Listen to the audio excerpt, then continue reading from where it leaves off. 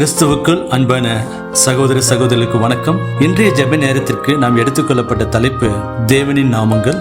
அதில் யாவே ஈரே, தேவன் பார்த்துக் கொள்வார் என்பதை குறித்து நாம் தியானிக்க போகிறோம். யாவே ஈரே, யாவே பார்த்துக் கொள்வார், அதாவது தேவன் பார்த்துக் கொள்வார். ஆதியாகமம் 22ஆம் அதிகாரத்தில் ஆபிரகாமிடம் அவர் நேசித்த அவரது ஒரே மகனான ஈசாக்கை தேவன் மோரியா மலையில் சர்வாங்க தகன பலியாக அளிக்கும்படி கேட்டார். இந்த கட்டளை ஆபிரகாமுக்கு மனவேதனையை ஏற்படுத்தியது மட்டுமின்றி திரளான ஜாதியருக்கு தகப்பனாவேன் எனும் ஈசாக்கை பற்றிய தேவனின் முந்தைய வாக்கு தத்தங்களுடன் முரணாக இருந்தது. ஆனாலும் ஆபிரகாம் அதிகாலையில் எழுந்து பொருட்களை எடுத்துக்கொண்டு தன் மகனையும் அழைத்துக் கொண்டு தேவனின் சவாலான கட்டளைக்கு கீழ்ப்படிந்தார். ஆதியாகமம் 22:7-8. அப்பொழுது ஈசாக்கு தன் தகப்பனாகிய ஆபிரகாமை நோக்கி, என் தகப்பனே என்றான். அதற்கு அவன், என் மகனே, இதோ இருக்கிறேன் என்றான்.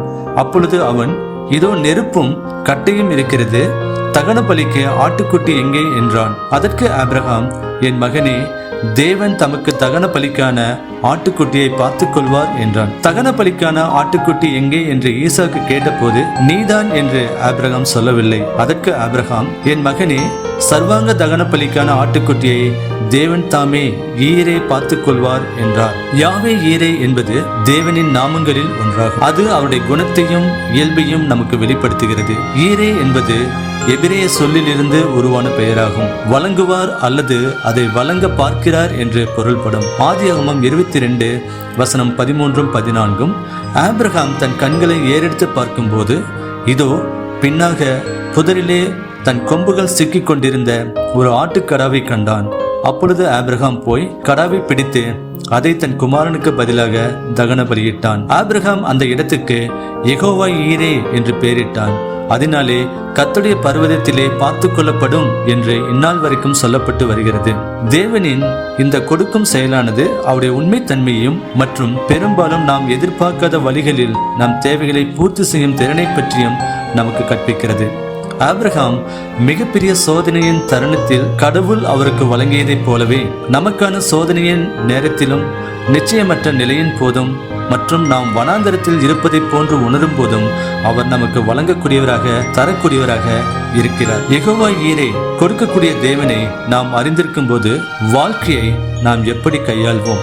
தேவன் கொடுக்கும் வழியில் நாம் நம்பிக்கை வைக்க வேண்டும். சில சமயங்களில் வாழ்க்கையின் சோதனைகளால் நாம் நிச்சயமற்றதாக அல்லது அதிகமாக மூழ்கி போவதைப் போல உணரும் போது நம் தேவைகளை பார்க்கிறவராகவும் மேலும் அதற்கேற்ப அவர் நமக்கு கொடுப்பதில் உண்மை உள்ளவர் என்பதை நினைவில் கொள்ளுங்கள். சில சமயங்களில் சந்தேகப்படுவது எளிது. ஆனால் நாம் நம் வாழ்க்கையை திரும்பி பார்க்கும் போதுதான் நம் எதிர்பார்ப்புகளுக்கு மீறிய வழிகளில் தேவன் நமக்கு தேவையானதை கொடுத்திருக்கிறார் என்பதை நாம் உணர்ந்து கொள்ளலாம். மத்தேயு 6:8. அவர்களைப் போல நீங்கள் செய்யாதிருங்கள். உங்கள் பிதாவை நோக்கி நீங்கள் வேண்டிக் கொள்வதற்கு முன்னே உங்களுக்கு இன்னது தேவை என்று அவர் அறிந்திருக்கிறார் என்று வேதமும் சொல்லுகிறது. நமது தேவன் சர்வ ஞானம் உள்ளவர், அனைத்தும் அறிந்தவர். நாம் கர்த்தரிடத்தில் வேண்டிக் கொள்வதற்கு முன்பாகவே அவர் நம்முடைய தேவைகளை அறிந்திருக்கிறார். நம்முடைய தேவைகளை பற்றி நமக்கு தெரிவதை விட நமது பரலோக பிதாவிற்கு நன்றாக தெரியும். நமக்கு என்ன தேவை என்பதை அவர் நன்கு அறிந்திருக்கிறார். நாம் கூப்பிடுவதற்கு முன்பே நமது பரலோக பிதா நமக்கு மறு உத்தரவு தர தயாராய் இருக்கிறார். சவாலான நேரங்களில் கீழ்ப்படிதல், அதாவது சவால்களில் கீழ்ப்படிதல். ஆபிரகாமின் கீழ்ப்படிதலானது நாம் தேவனுக்கு முழுவதும் கீழ்ப்படியும் போதுதான் தேவன் நமக்கு கொடுக்கிறார் என்பதை வல்லமையாய் நமக்கு நினைவூட்டக்கூடியதாய் இருக்கிறது. தேவன் எவ்வாறு செயல்படுவார் என்று ஆபிரகாமுக்கு உறுதியாக தெரியாத போதும், தேவனுடைய கட்டளைகள் கடினமாக இருந்த போதிலும் அதை பின்பற்ற அவருடைய விசுவாசம் அவரை வழிநடத்தியது.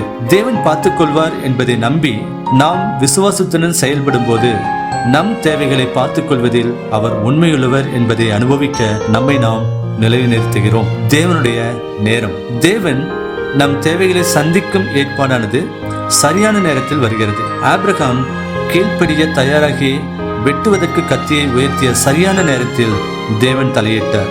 இதே போல் நாம் எதிர்பார்க்கும் போதெல்லாம் தேவன் எப்போதும் வழங்க முடியாது. ஆனால் அவருடைய வழங்கும் செயலானது எப்போதும் சரியான நேரத்தில் இருக்கும். அது ஒருபோதும் முந்திக்கொண்டோ அல்லது ஒருபோதும் தாமதமாகவோ இருக்காது. ரோமர் 5:6. அன்றியும் நாம் பலனற்றலாய் இருக்கும் போதே குறித்த காலத்தில் கிறிஸ்து அக்கிரமக்காரருக்காக மரித்தார் என்று எழுதப்பட்டுள்ளதை நீங்கள் பாருங்கள். தேவனின் நேரமும் அவருடைய குமாரனின் ஏற்பாடும் இதன் மூலம் நிரூபிக்கப்பட்டுள்ளது. தேவன் ஈசாக்குக்கு பதிலாக ஆட்டுக்கடாவை வழங்கிய பிறகு ஆபிரகாம் அந்த இடத்திற்கு யாவே ஈரே என்று பெயரிட்டார். இது தேவன் பார்த்துக் கொள்வதற்கான சாட்சியாக உள்ளது. அதுபோலவே நம் வாழ்விலும் தேவன் நம் தேவைகளை சந்தித்திருக்கிறார். இந்த உண்மையை ஏற்றுக்கொண்டு நன்றி உணர்வுடன் அவரை ஆராதிக்க அழைக்கப்பட்டிருக்கிறோம். அவர் நமது ஒவ்வொரு தேவையும் சந்தித்திருக்கிறார் என்பது அவருடைய நற்குணத்தையும் அவர் நமக்கு உண்மையுள்ளவராய் இருக்கிறார் என்பதற்கான சாட்சியாக உள்ளது. பிரதிபலிப்புக்கான புள்ளிகள்: தேவன் நம் தேவைகளை சந்திப்பார் என்பதில் நம்பிக்கை வைப்பதில் நீங்கள் எதிர்கொள்ளும் காரியம் அல்லது பிரச்சனை என்ன? யாவே இறையின் உண்மையான அர்த்தத்தையும் தேவைக்கு வழங்குவரான தேவனின் தன்மையும் அறிந்து கொள்வதன் மூலம் நீங்கள் எவ்வாறு சமாதானத்தை அனுபவிக்கக்கூடியவராக இருக்கிறீர்கள்? சவால்களுக்கு மத்தியில் தேவனுக்கு கீழ்ப்படிவது எந்தெந்த பகுதிகளில் கடினமாக இருக்கிறது? நடைமுறையில் கடினமாக இருந்தால் யாரிடமாவது பேசி தேவனுடைய வாக்கு தத்தங்கள் மற்றும் அவர் உண்மையுள்ளராக இருப்பது பற்றிய வேத வசனங்களை படிக்கவும். தேவன் நம் தேவைகளை பார்த்துக் கொள்வார் என்பதில் நம்பிக்கை வைக்க நீங்கள் தடுமாறும் பகுதிகள் உள்ளதா? அப்படி ஏதாவது சந்தேகம் இருந்தால் எப்படி அந்த விஷயங்களை இன்று அவரிடம் ஒப்புக் கொடுக்க போகிறீர்கள்? யாவே தருவார் என்று நம்பி சமாதானத்தின் வாழ என்ன நடவடிக்கைகளை எடுக்க முடியும்? மேலும் தியானத்திற்கான சில வசனங்கள். பிலிப்பியர் 4ஆம் அதிகாரம் வசனம் 19. என் தேவன் தம்முடைய ஐஸ்வர்யத்தின்படி உங்கள் குறைவையெல்லாம் கிறிஸ்து இயேசுவுக்குள் மகிமையிலேயே நிறைவாக்குவார். தேவன் நம் குறைவையெல்லாம் இயேசுவின் மூலம் நிறைவாக்குவார். ரோமர் 8ஆம் அதிகாரம் வசனம் 32. தம்முடைய சொந்த குமாரனும் பாராமல் நம் எல்லோருக்காகவும் அவரை ஒப்புக் கொடுத்தவர் அவரோடு கூட மற்ற எல்லாவற்றையும் நமக்கு அருளாதிருப்பது எப்படி? தேவன் நமக்காக தம் சொந்த குமாரனே கொடுத்திருக்கிறார். நம்மை அவர் பார்த்து கொள்ளாமல் இருப்பாரா? நம் தேவைகளை சந்திக்காமல் இருப்பாரா?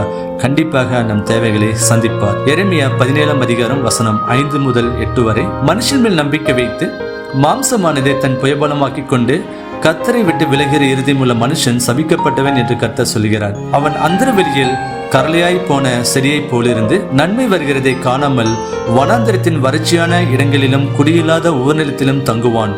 கர்த்தர் மேல் நம்பிக்கை வைத்து கர்த்தரை தன் நம்பிக்கையாக கொண்டிருக்கிற மனுஷன் பாக்கியவான். அவன் தண்ணீர் அண்டையில் நாட்டப்பட்டதும் கால்வாய் ஓரமாக தன் வேர்களை விடுகிறதும் உஷ்ணம் வருகிறதை காணாமல் இலை பச்சையாய் இருக்கிறதும் மலைத்தாழ்ச்சியான வருஷத்திலும் வருத்தமின்றி தப்பாமல் கனி கொடுக்கிறதுமான மரத்தை போல் இருப்பான். இந்த வசனம் மனிதர்கள் மேல் நம்பிக்கை வைக்கும் போது அவருடைய வாழ்க்கை எவ்வளவு மோசமாக இருக்கும் என்பதையும், தேவன் மேல் நம்பிக்கை வைத்து வாழும் போது எந்த அளவுக்கு அவருடைய வாழ்க்கை அழகாக இருக்கிறது என்பதை பற்றியும் அழகாக வெளிப்படுத்துகிறது. மத்தேயு 6ஆம் அதிகாரம் வசனம் 25 முதல் 33 வரை. ஆகையால் எண்ணத்தை உண்போம் எண்ணத்தை குடிப்போம் என்று உங்கள் ஜீவனுக்காகவும் எண்ணத்தை உடுப்போம் என்று உங்கள் சரீரத்திற்காகவும் கவலைப்படாதிருங்கள் என்று உங்களுக்கு சொல்லுகிறேன். ஆகாரத்தை பார்க்கிலும் ஜீவனும் உடையை பார்க்கிலும் சரீரமும் விசேஷித்தல் அல்லவா? ஆகாயத்து பட்சிகளை கவனித்து பாருங்கள். அவைகள் விதைக்கிறதும் இல்லை, அறுக்கிறதும் இல்லை, களஞ்சியங்கள் சேர்த்து வைக்கிறதும் இல்லை. அவைகளையும் உங்கள் பரமபிதா பிழைப்பூட்டுகிறார். அவைகளை பார்க்கிலும் நீங்கள் விசேஷித்தர்கள் அல்லவா? கவலைப்படுகிறதினால் உங்களில் எவன் தன் சரீர அளவோடு ஒரு முலத்தை கூட்டுவான்? உடைக்காகவும் நீங்கள் கவலைப்படுகிறது என்ன? காட்டு புஷ்பங்கள் எப்படி வளர்கிறது என்று கவனித்து பாருங்கள். அவைகள் உழைக்கிறதும் இல்லை, நூற்கிறதும் இல்லை. என்றாலும் சாலமோன் முதலாய் தன் சர்வ மகிமையிலும் அவைகளில் ஒன்றாய் போலாகிலும் உடுத்தி இருந்ததில்லை என்று உங்களுக்கு சொல்லுகிறேன். அற்ப விசுவாசிகளே, இன்றைக்கு இருந்து நாளைக்கு அடுப்பிலே போடப்படும் காட்டுப்புல்லுக்கு தேவன் இவ்விதமாக உடுத்துவித்தால் உங்களுக்கு உடுத்துவிப்பது அதிக நிச்சயம் அல்லவா? ஆகையால் எண்ணத்தை உண்போம், எண்ணத்தை குடிப்போம், எண்ணத்தை உடுப்போம் என்று கவலைப்படாதிருங்கள். இவைகளை எல்லாம் அஞ்ஞானிகள் நாடி தேடுகிறார்கள். இவைகள் எல்லாம் உங்களுக்கு வேண்டியவைகள் என்று உங்கள் பரமபிதா அறிந்திருக்கிறார். முதலாவது தேவனுடைய ராஜ்யத்தையும் அவருடைய நீதியும் தேடுங்கள், அப்பொழுது இவைகள் எல்லாம் உங்களுக்கு கூட கொடுக்கப்படும். ஆமீன். யாவே ஈரே, யாவே பார்த்துக்கொள்வார், தேவன் பார்த்துக்கொள்வார். தேவன் உங்களை ஆசீர்வதித்து உங்கள் தேவைகளை எல்லாம் நிறைவேற்றுவார். ஆதலால் அவர் மேல் நம்பிக்கை வையுங்கள், நம்பிக்கை வைப்போம். நாம் ஜெபிப்போம். நேசிக்கிற நல்ல பிதாவே, இது ஒரு அற்புதமான வேலைக்காக உனக்கு நன்றி. இந்த அற்புதமான வேளையில் உம்முடைய அற்புதமான வசனங்கள் மூலியமாக நீர் எங்களோடு பேசிய மாபெரும் கிருபைக்காக உமக்கு நன்றி. இந்த வசனத்தை நாங்கள் பார்த்தோம். நீர் எங்களை தேவைகளை பார்த்துக்கொள்வீர். குறிப்பாக அப்பா, ஆபிரகாம் தன் மகனை பலியிடும் போது மகன் கேட்கும்போது தேவன் பார்த்துக்கொள்வார் என்று அவர் நம்பியிருந்த பிரகாரம் நீர் அன்றரை ஏற்ற வேளையில் நீர் ஆட்டுக்கடவை கொடுத்து ஆசீர்வதித்தீர். அதே போல் அப்பா, எங்கள் தேவைகளையும் நீர் பார்த்து எப்போது எங்களுக்கு வேண்டுமோ அப்போது தரக்கூடிய ஒரு தேவனாய் இருக்கிறீர். அதை நாங்கள் உணர்ந்து உமக்கு பிரியமான உங்கள் மேல் நம்பிக்கை வைத்து வாழ்வதற்கு நீங்கள் உதவி செய்யுங்க. இந்த ஒரு அற்புதமான வேலைக்காக கூட நன்றி செலுத்தி இந்த சிறு ஜெபத்தை இயேசு நாமத்தை கேட்கிறேன் நல்ல பிதாவே, ஆமென்.